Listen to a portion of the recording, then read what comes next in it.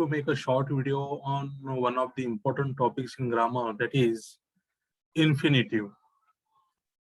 Again, in infinitive, I am going to make this video on use of perfect infinitive. In English grammar, there are 4 types of infinitives: simple infinitive, continuous infinitive, perfect infinitive, and perfect continuous infinitive. Infinitive is a type of verb which doesn't have its tense. It can be used in 3 tenses: in present tense, past tense, and future tense. Right. It is not limited by subject and tense.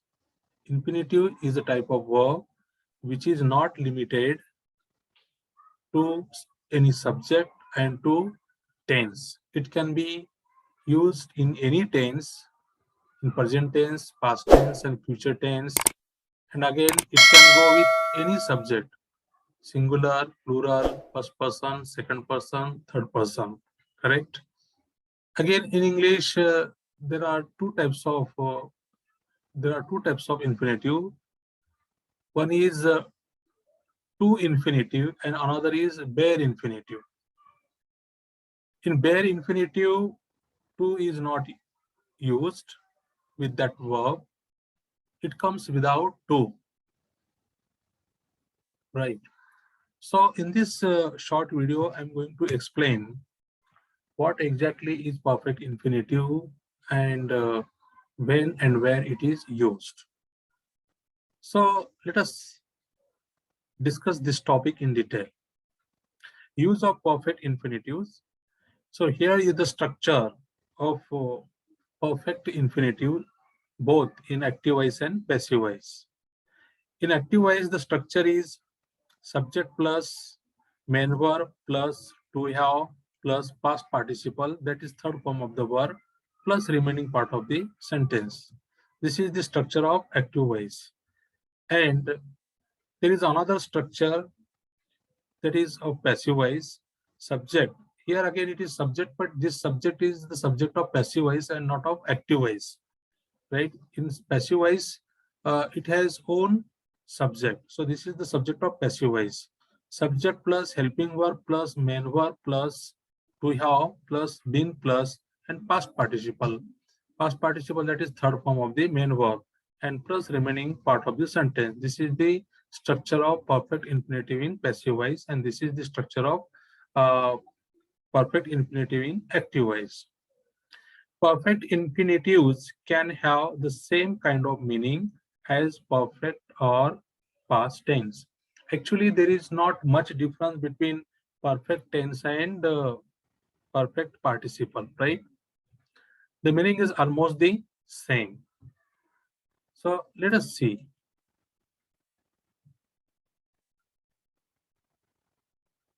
So here in this slide,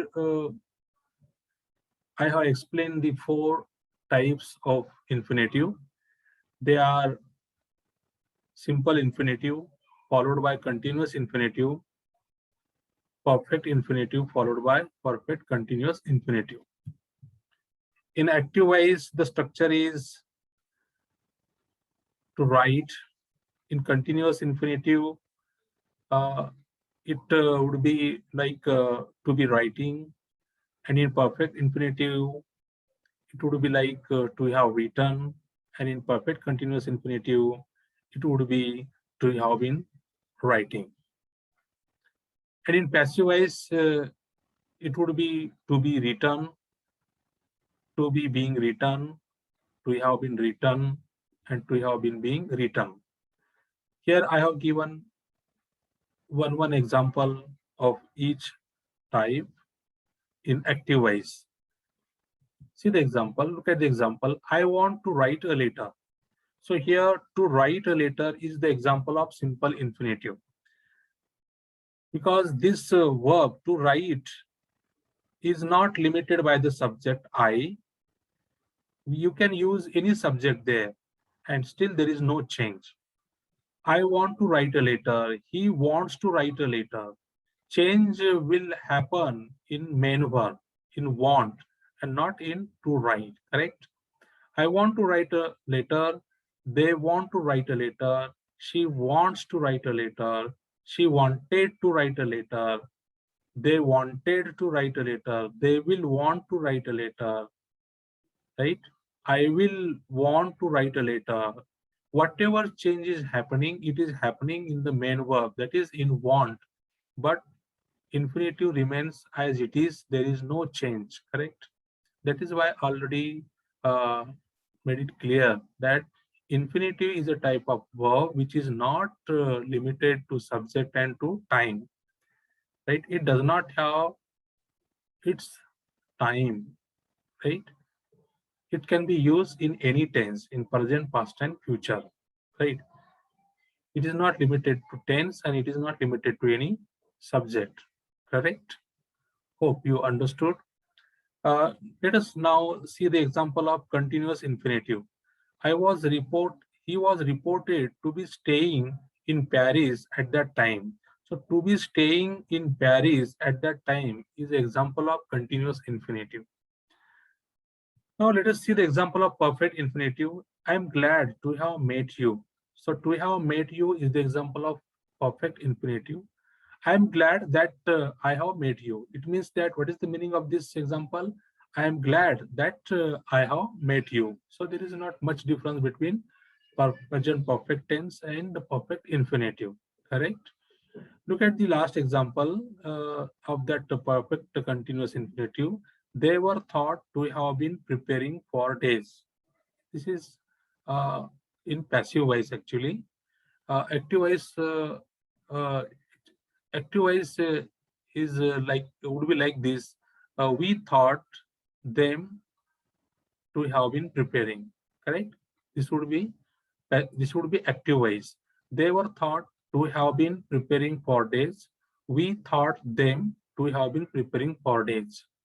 Correct. So in this way, I have explained the four types of infinitives uh, with examples. Now let us see the next slide.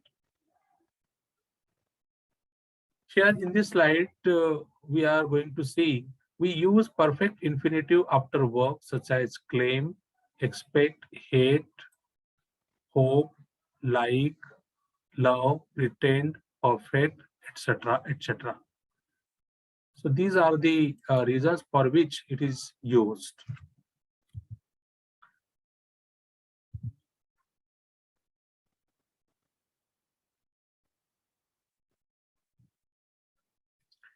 We use the perfect infinitive after verbs such as claim, expect, hate, hope, like, love, pretend, prefer, etc. Whenever these verbs come in sentence, they take infinitive, perfect infinitive. So here are a few examples, frequently used examples. Look at the examples. I'm glad to have got the job.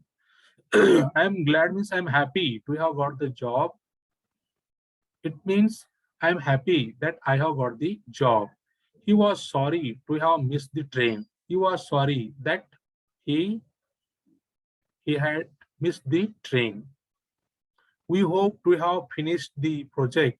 We hope to have finished the project by next month. Means what? We hope that we will have finished the project by next month. You seem to have annoyed him. She pretended to have lost his number. Mobile number, contact number. They claim to have met a number of famous people.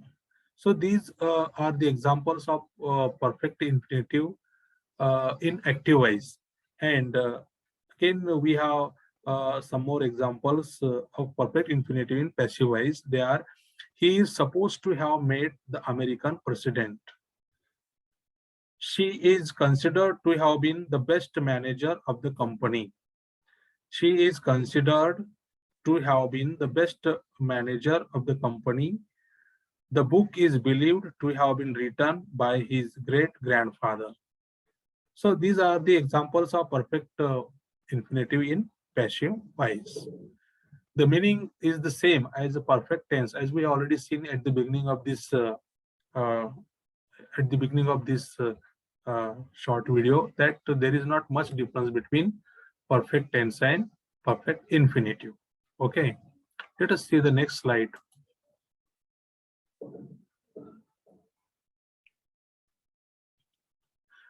This perfect infinitive is also used in non-finite clause.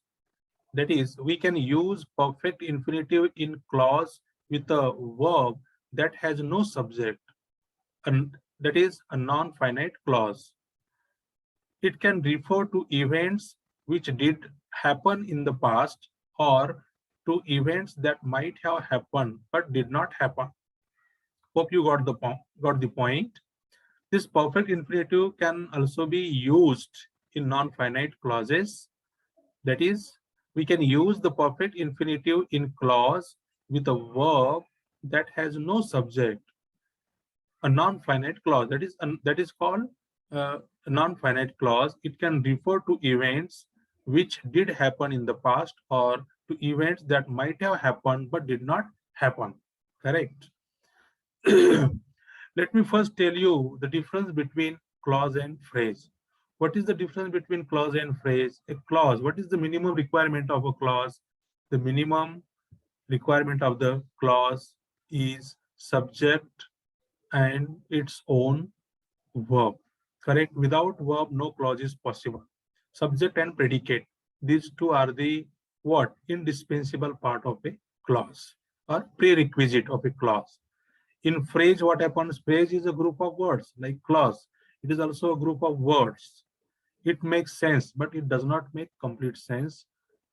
Why? Because it doesn't contain both subject and predicate.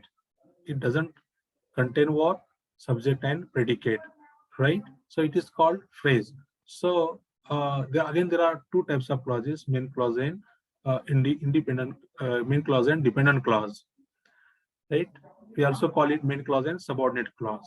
That is a different topic. That is a separate topic I will discuss in detail in another short video.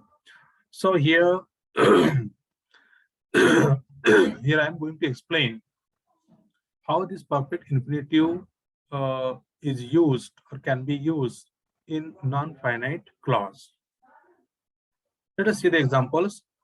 Here are two examples. To have got the job in the face of such a stiff competition was a great achievement. The person did get the job, right? So in this example, through this sentence, we come to know that the person already got the job, but we are talking about the situation, the circumstances in which he got the job or he managed to get the job. To have got the job in the face of such a stiff competition was a great achievement. To have won the race would have been fantastic, but even coming second was a great achievement. Look at the second example. To have won the race would have been fantastic, but even coming second was a great achievement. The person did win the race. The person did not win the race. So in the first example, the person succeeded, and in the second example, the person did not succeed. Correct? So in this way, we understand that perfect infinitive can be used in non-finite clauses. Correct? Let us discuss the next slide.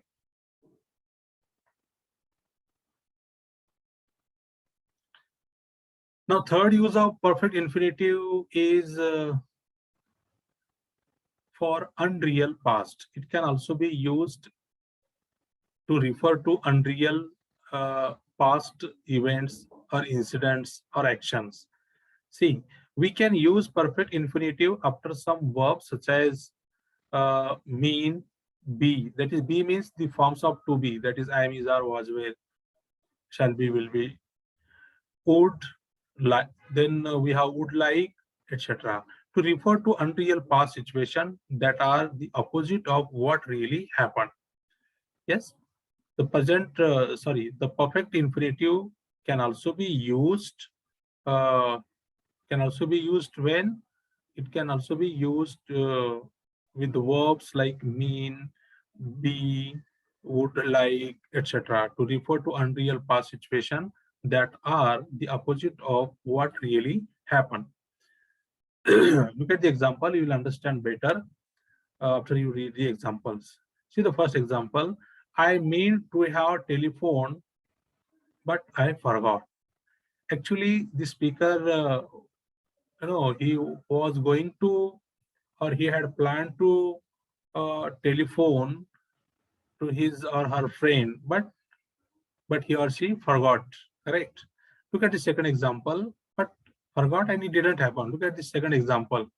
He was to have been the new president, but he fell ill. Actually, he was supposed to, it was planned, it was scheduled, and it was decided that he was going to be president.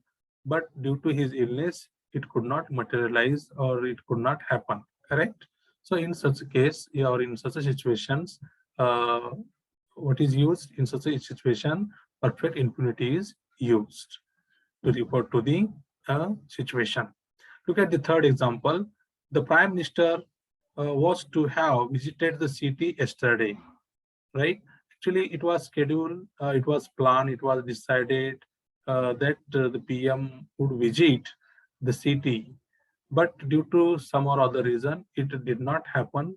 But we don't know the reason, what exactly happened and why, what was the reason behind his not coming to the city, not visiting the city.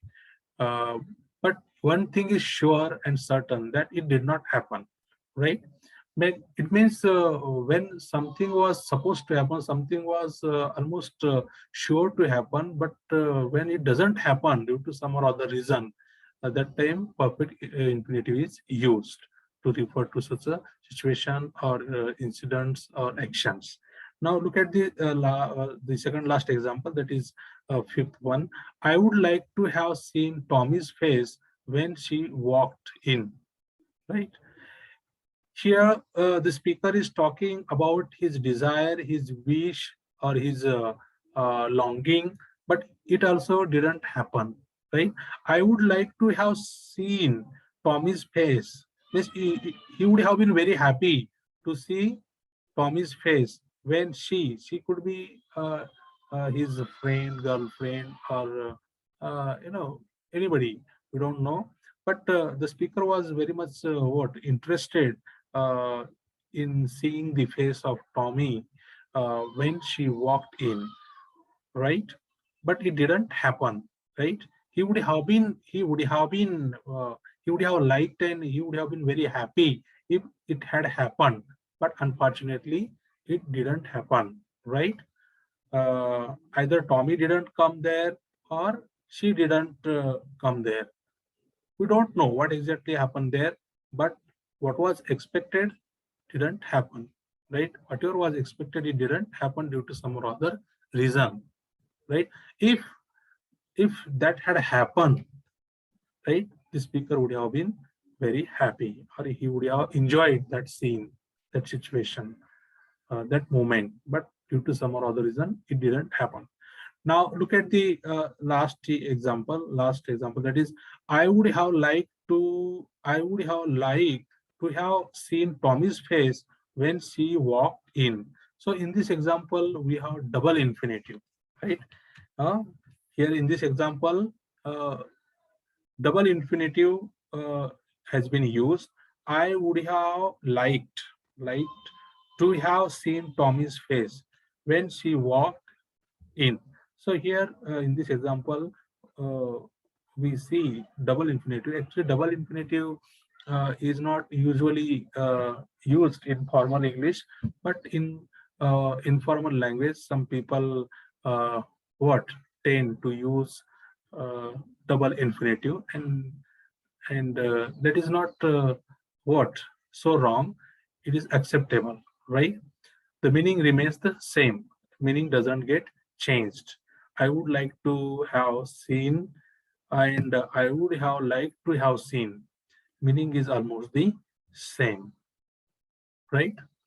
So in this way, perfect infinitive can be used for uh, for the situations that are unreal in past. right?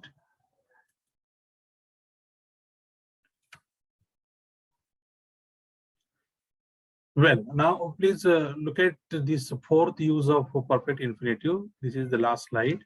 Uh, Perfect infinitive can also be used for what? Modal verbs with perfect infinitives can also refer to situations that are not unreal but uncertain. See, more than one modal auxiliary verb can be used, right? With perfect infinitive, and it doesn't mean it is unreal, but it means uncertain. See, modal verbs with perfect infinitives can also refer to situations that are not real, right? But uncertain. They can be real. They can be real, but at this moment they are uncertain. And to refer to such a situations, what is used? Perfect infinitive can be used with modal. See, Mary could, Mary could have arrived by now. Mary should have arrived by now. Mary ought to have arrived by now. Mary will have arrived by now. And Mary must have arrived by now. The meaning is almost the same. And that is, it is uncertain. Nobody is sure, and nobody can tell confidently that Mary has arrived by now. So these are just conjectures, these are just possibilities about her arrival by this time. Okay, and to refer to such a situation, to such a possibilities, what is used? Yes, perfect infinitive can be used with modals, right? And which modals can be used to refer to such a uncertain incidents or situations or actions? uh, we can use could, should, ought to, may, will, must, right? Meaning is almost the same. Okay, so my dear learners, in this way, through these 4-5 slides, I have explained the correct and perfect use of uh, perfect infinitive, how it is used, when it is used, why it is used, for what purpose it is used, or it can be used, right? Hope you learned something new, and you understood the topic thoroughly. Thank you so much for your patient watching. Have a knowledgeable day ahead. Thank you.